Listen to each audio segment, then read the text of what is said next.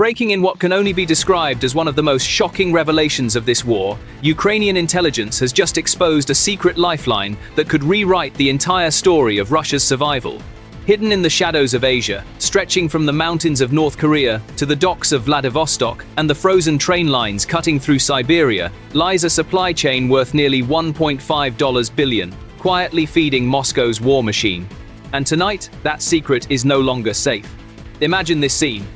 Satellite images flicker on screen. Freight ships in the darkness of the Sea of Japan. Containers stacked under tarpaulins, marked not with logos, but crude red paint symbols that match none of Russia's official cargo systems.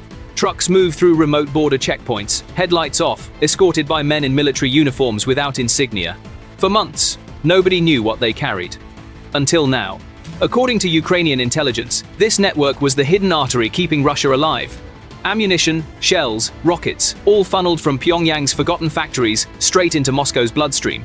Not through open deals, not through visible trade, but through a secret route disguised as humanitarian aid. And the discovery didn't come from an accidental leak. It came from a coordinated cyber operation that took months to prepare.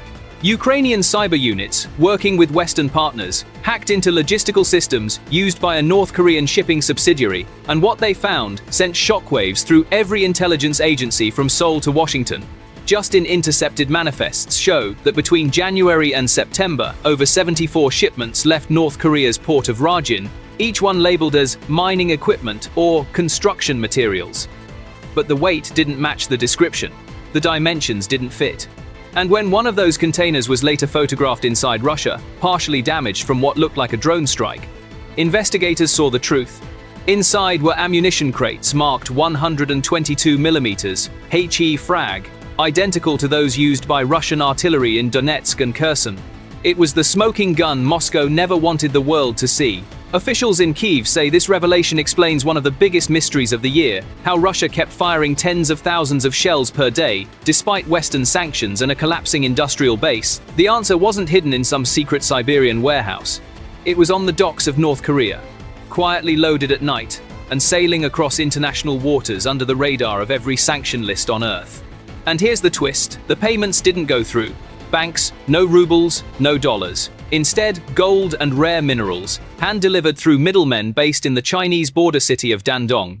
Every gram of gold was traceable back to Russian mining companies operating under fake export codes. It was a barter system from another century, a desperate, illegal network designed to keep the war alive when every legal path was closed. The footage shown by Ukrainian sources is chilling. Long freight trains, stretching for miles, moving through Kherson Station, the only land border crossing between Russia and North Korea. The containers are dark, unmarked, but each is accompanied by 2 or 3 guards. Locals say the trains arrive at night, stay for less than an hour, and vanish before dawn. No customs checks, no media, only silence. And now, those trains have become evidence. Experts are calling it the Pyongyang pipeline, a network that Moscow built out of desperation and Pyongyang exploited for profit. Analysts estimate that in just 9 months, the North Koreans delivered over 350,000 rounds of artillery ammunition, dozens of ballistic missiles, and parts for drones identical to the Shahed models used by Russia. But what startled even the CIA was the payment trail. Some of that gold ended up in accounts linked to North Korean elite families, while others disappeared into shell companies registered in Dubai. This wasn't just trade. This was a covert alliance, a blood pact between 2 pariah states trying to outlast international isolation. And when this story broke, the Kremlin went silent. No statements, no denials, only a vague line from a Russian spokesperson claiming fabricated Western propaganda. But intelligence officials in Seoul confirmed what Kyiv had found. South Korea's National Intelligence Service cross-verified shipping data and confirmed the same vessels had been detected near Russian naval routes in the Far East, traveling under false identities, switching transponders mid-sea. One ship even used a name belonging to a defunct Turkish company shut down in 2017. It's no longer a question of if Moscow did it, it's a question of how long they can hide it. As the evidence piles up, one image stands out, a satellite photo of a convoy deep inside the Russian Far East. Snow-covered railcars, red markings, and tarps barely concealing long cylindrical objects. Analysts confirmed they were missile transport containers, almost identical to the North Korean KN-23 short-range ballistic missile. It's the same type Pyongyang tested in 2023, And now, the same shape spotted rolling toward Russian military depots near Khabarovsk. The implication is staggering. North Korea isn't just supplying bullets, it might be providing missile components, possibly even complete systems. If that's true, it means Russia has turned to one of the world's most isolated regimes to keep its war machine breathing. And yet, perhaps the most haunting part of this revelation isn't the trade itself. It's the realization that Moscow was willing to risk everything, even global humiliation, to keep this lifeline running. Viewers, think about it. For a regime that once claimed to be a superpower, now begging for shells from Pyongyang, what does that tell you about the state of Russia's war? How deep has the rot gone when the Kremlin's survival depends on a country it once mocked as backward and unstable? This isn't just a secret supply chain. It's a mirror reflecting Russia's collapse, military, economic, moral. And yet, as Ukrainian analysts celebrate this exposure, the question remains how much of this pipeline still operates in the shadows. Are there more ships we haven't seen? More payments still untraced? And more crucially, how will the world respond now that the truth is out? Because if this revelation is real, if North Korea's billion-dollar war artery is cut, then Russia's entire supply network could unravel in weeks. But if Moscow finds a way to protect it, this conflict could escalate faster than anyone expects. So what happens next? What move will Ukraine make to shut it down completely? And what retaliation will the Kremlin risk to keep it alive? Stay with me, because what happens after this discovery will change the entire war. The moment Kyiv uncovered the truth, the entire tone of the war shifted. What had once been whispers about mysterious shipments suddenly turned into a full-scale intelligence operation. Ukrainian cyber units didn't just find one document or a few suspicious logs, they cracked open an entire ecosystem that Moscow had built in total darkness. And what they found looked less like trade and more like a criminal syndicate, one that spanned 3 continents, hundreds of shell companies, and billions of dollars in dirty deals. Imagine a digital map lighting up on the screen. Red lines stretch from the Rajin port in North Korea across the Sea of Japan to Vladivostok, then snake inland toward Russia's massive logistics hub in Komsomolsk on Amur. From there, green dots appear warehouses, storage depots, and airstrips hidden deep inside forests. This was no ordinary transport route. It was a lifeline built for secrecy. The shipments were disguised, encrypted, and rerouted through intermediaries in China. In the records, it all looked like steel components, fertilizer, or scrap metal. In reality, it was ammunition, explosives, and missile parts heading straight to the Russian front lines. According to Ukrainian officials, this operation had been running quietly since early 2023, right when Western sanctions began suffocating Moscow's industrial base. With its factories unable to keep up with battlefield demand, Russia reached out to one of the only regimes desperate enough and reckless enough to help: North Korea. Pyongyang saw opportunity. Its weapons were outdated but plentiful, its factories old but operational. And for Kim Jong-un, the deal was perfect, a way to turn stockpiled ammunition into gold, literally. Sources close to Ukrainian intelligence say the unraveling began when a train derailed in Russia's Far East near the town of Ankara. Local media brushed it off as a technical malfunction, but images that leaked to Telegram told another story: dozens of containers blown open, revealing rows of ammunition shells covered in markings no Russian factory used. Analysts matched the symbols to production stamps from North Korea's Kujang machine plant. That one accident cracked open a secret the Kremlin had spent a year hiding. Within days, Ukrainian analysts cross-checked shipping routes and found identical cargo trails. Each train matched with a shipment logged at Rajin port. They realized what was happening. Moscow had built a pipeline of weapons that ran completely outside the global economy, one that Western intelligence had missed because it was disguised as humanitarian aid to remote Russian villages in the Far East. Just in intercepted communications between Russian logistics officers confirmed it. One of them, identified by his call sign Arbut, was heard saying, "Keep the manifests clean, no mention of shells, use the mining cover again." It was the final confirmation that this wasn't a rumor, it was policy. As the revelations poured in, Kyiv saw an opportunity not just to expose, but to sabotage. Ukraine's military intelligence began feeding real-time data to drone operators in the east. They identified transit hubs linked to the Pyongyang shipments and started hitting them not with large-scale strikes, but with surgical precision. Warehouses mysteriously caught fire. Rail junctions between Khabarovsk and Chita were suddenly under maintenance. And in one now viral clip, a convoy carrying disguised containers erupted in flames after a drone strike. The explosion so massive it was visible from 40 kilometers away. The Kremlin tried to cover it up, claiming a fuel accident, but the plume of black smoke told the truth. Each of those containers, Ukrainian analysts said, carried over 500 rounds of artillery shells destined for the front near Avdiivka. In one night, Ukraine had cut off nearly 2 weeks of ammunition for Russian forces in that sector. It wasn't just a blow to logistics, it was a message. Ukraine was no longer just defending, it was hunting the arteries that kept Russia's war alive. And the shock inside Moscow was immediate. Reports surfaced of emergency meetings in the defense ministry, frantic calls between logistics commanders, and sudden orders to reroute supply trains further north. But there was no hiding anymore. Once Ukraine had mapped the network, it could strike anywhere along it. Western allies stepped in quietly. British and American analysts provided satellite imagery, and Japan's intelligence service shared maritime tracking data confirming at least 9 North Korean vessels were using false identification signals in the Sea of Japan. One by one, the ships began disappearing from radar, not because they sank, but because they stopped moving. Japanese coast guards intercepted 2 of them near Tsushima Strait, carrying undeclared cargo. Under international law, they were forced to return to port. The world was now watching, and for the first time, North Korea's role in Russia's war wasn't a hidden rumor, it was evidence. And as the chain unraveled, so did Moscow's narrative. For months, Russian propaganda had mocked Western sanctions, boasting about self-sufficiency. Now, every photo, every report proved the opposite. The mighty Russian army was firing shells made in one of the most impoverished countries on earth. The humiliation was total. Even within the Kremlin, insiders began questioning how far Russia had fallen, how a nation once feared for its nuclear power now depended on outdated North Korean stockpiles to survive a conventional war. But the consequences didn't end there. Once the world saw the proof, Washington and Brussels moved swiftly.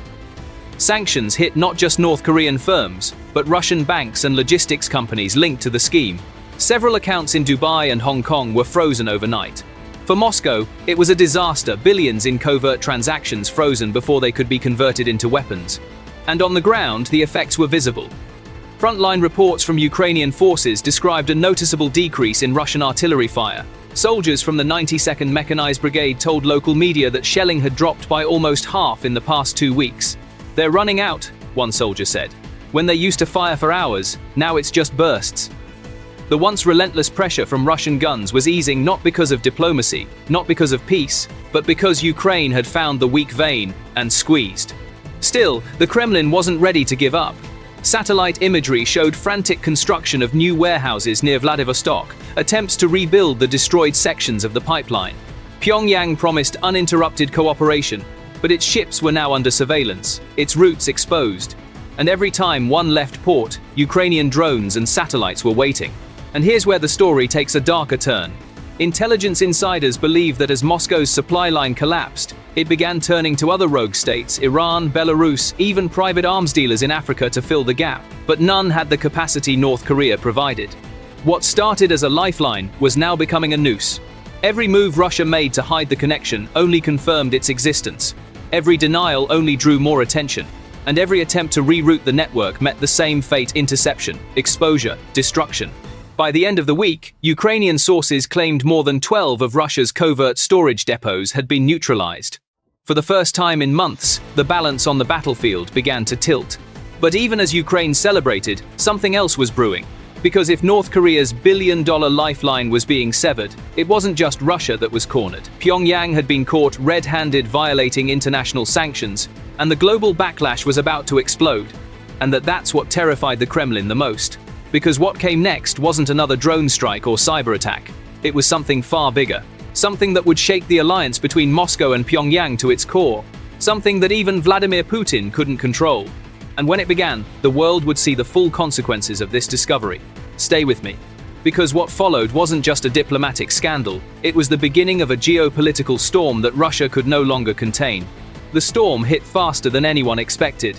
Within hours of the revelations spreading across international media, headlines screamed from every major outlet: North Korea, caught, arming Russia, secret, $1.5 billion pipeline exposed, UN demands answers. It was chaos in every capital. In Seoul, emergency meetings were held behind closed doors. In Washington, the White House confirmed it had been aware of ongoing investigations. And in Moscow, the silence was deafening. The Kremlin refused to comment. Russian state TV switched topics, cutting live broadcasts mid-sentence. The panic was visible. This wasn't just a scandal. It was a strategic catastrophe. What made it worse was the speed. Ukraine's disclosure triggered a domino effect that none of Moscow's intelligence chiefs could stop.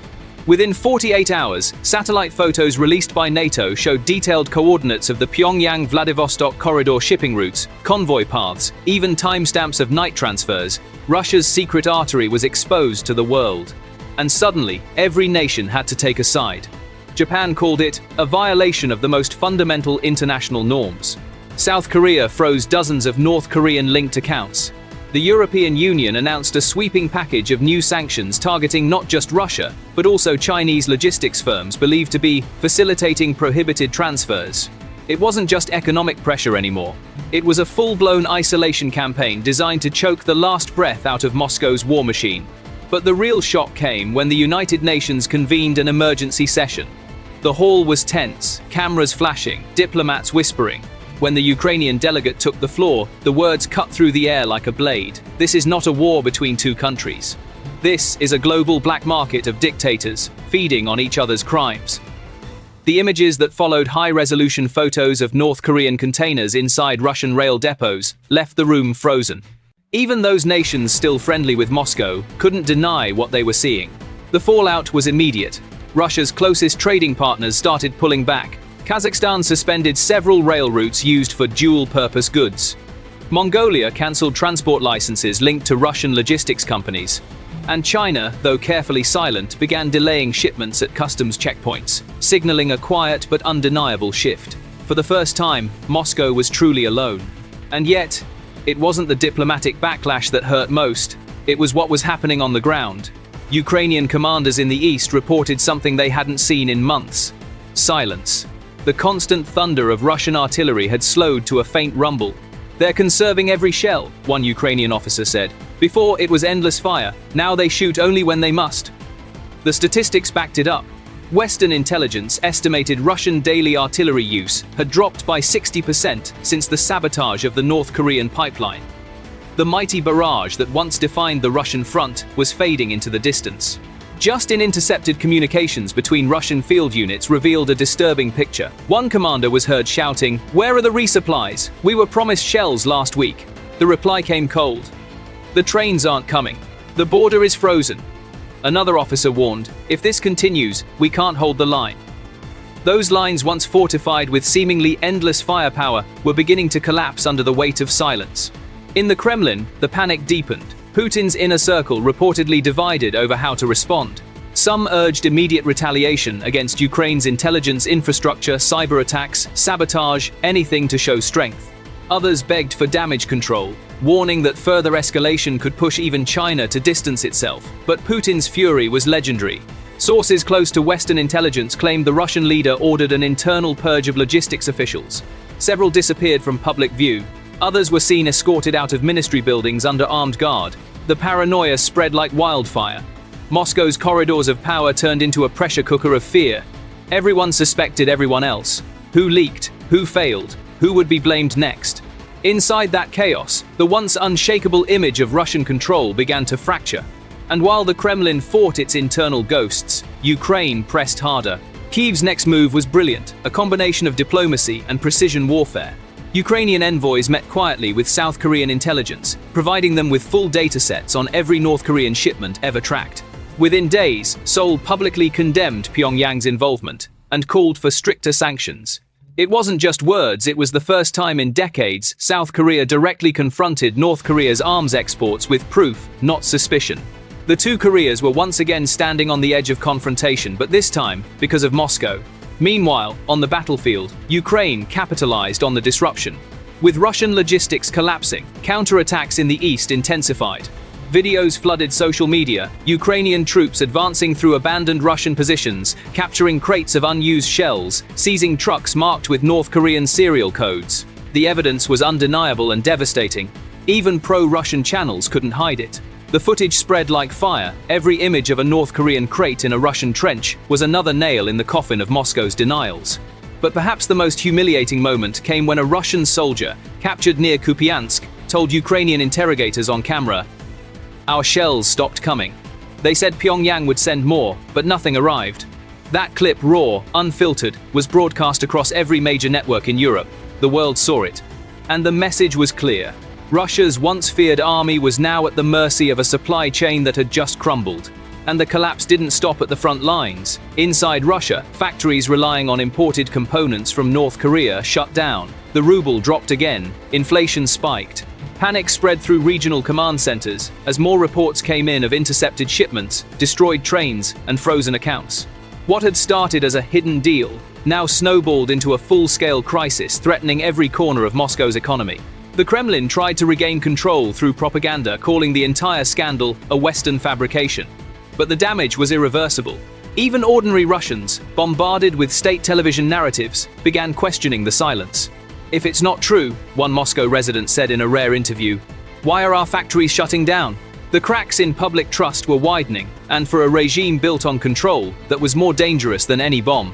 Across the world, the consequences rippled. The United States used the scandal to push for a new round of international sanctions, targeting both Pyongyang and Moscow. European navies began patrolling the Sea of Japan, intercepting ships suspected of carrying contraband. Japan pledged new radar systems to monitor North Korean maritime activity.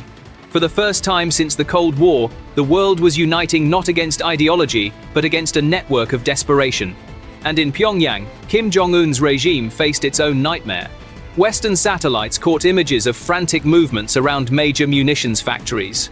North Korean state TV suddenly went dark for 2 days. Analysts believe Kim feared retaliation not just from the West, but from Moscow itself. After all, when a secret this big is exposed, someone has to take the blame.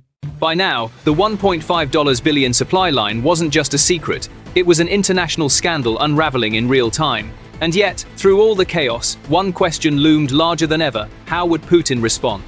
Would he double down, striking back in fury, or would he retreat, forced to face the crumbling reality that Russia could no longer sustain this war without its hidden allies? Ukraine had dealt Moscow one of its deepest wounds, not with missiles, but with exposure. A war built on lies was now collapsing under the weight of truth. But the story wasn't over. Because just as the world celebrated the exposure of the North Korean connection, a new threat was emerging, one that neither Ukraine nor the West could fully predict. Something was happening inside Russia itself, a chain reaction that began the moment the supply line broke. Factories silent, soldiers unpaid, regions restless. And what followed next would shake Moscow more violently than any Western sanction or Ukrainian strike.